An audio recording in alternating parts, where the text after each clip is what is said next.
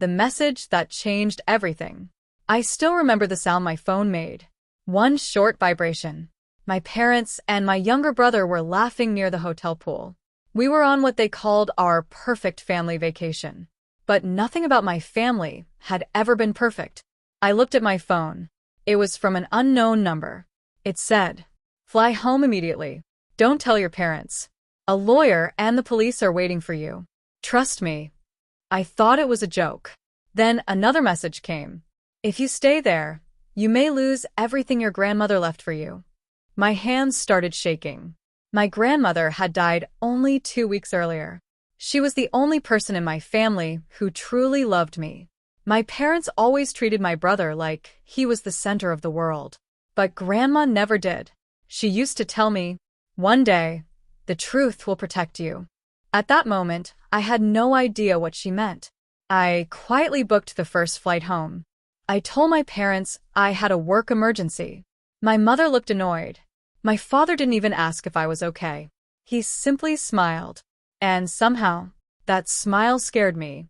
The people waiting for me. The airport felt colder than usual.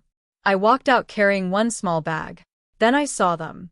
A gray-haired lawyer, 2 police officers, and an older woman I had never met. The lawyer stepped forward. "Are you Emily Carter?" I nodded. He handed me a folder.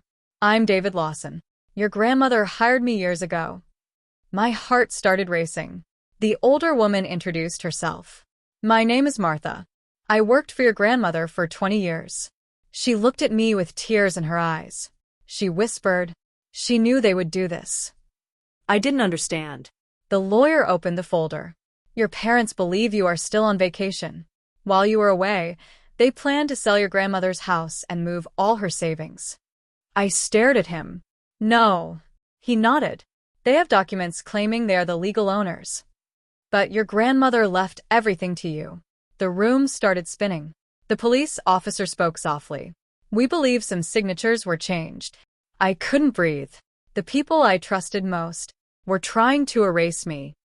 The secret my grandmother hid. The lawyer gave me a small envelope. My grandmother's handwriting was on it. It simply said, "For Emily. Open only when you discover the truth." I started crying before I even opened it. Inside was a letter. "My sweet Emily, I know your parents better than anyone. If you are reading this, they finally showed you who they really are. Do not be afraid. I prepared for this years ago. You are stronger than they know. And everything I built belongs to the person who cared for me, not the people who used me." There was also a small key. Martha smiled. "Your grandmother rented a private safety box. Inside that box were old papers, bank records, property documents, letters, and something I never expected, a notebook. Every page described how my parents had borrowed money from Grandma and never paid it back. How they lied. How they manipulated family members. How they blamed me whenever something went wrong. Grandma had written everything down. She knew nobody would believe her without proof. For the first time in my life, I realized I had never been the problem, the biggest betrayal. A few days later, my parents came home. They were shocked to see me waiting. My father smiled nervously. "What happened to your vacation?" I looked at him. "I know." His face changed. My mother laughed. "Know what?" I placed the folder on the table. Neither of them touched it. The lawyer walked into the room. "So, did the police?" My mother's face turned white. My father started shouting. "This is all a misunderstanding." The lawyer calmly replied, "Then you won't mind explaining these documents." They had already tried to transfer the house. They had already contacted buyers. They had already planned where the money would go. And the worst part, they had told everyone in the family that I agreed. My own parents were willing to destroy my future. And they expected me to stay quiet. But I was done being the scared little girl. My revenge. People think revenge means screaming, or fighting, or hurting someone. My grandmother taught me something different. Real revenge is truth. I didn't argue. I didn't cry. I simply let the facts speak. The lawyer filed every document. The police started their investigation. The buyers canceled their deal.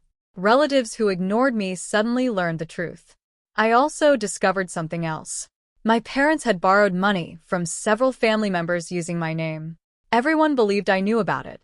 I invited the whole family to one meeting. My parents thought I wanted peace. Instead, I showed everyone Grandma's notebook. Page after page. Date after date. Promise after promise. The room became silent. Nobody defended them. For years, they had controlled the story. Now, everyone knew the truth. My father couldn't even look at me. My mother kept saying, "We did it for the family." I finally answered, No. "You did it for yourselves." The choice that shocked everyone. Weeks passed. The court returned everything to me. The house, the savings, my grandmother's land, even family photos my mother had hidden. One evening my parents came to see me.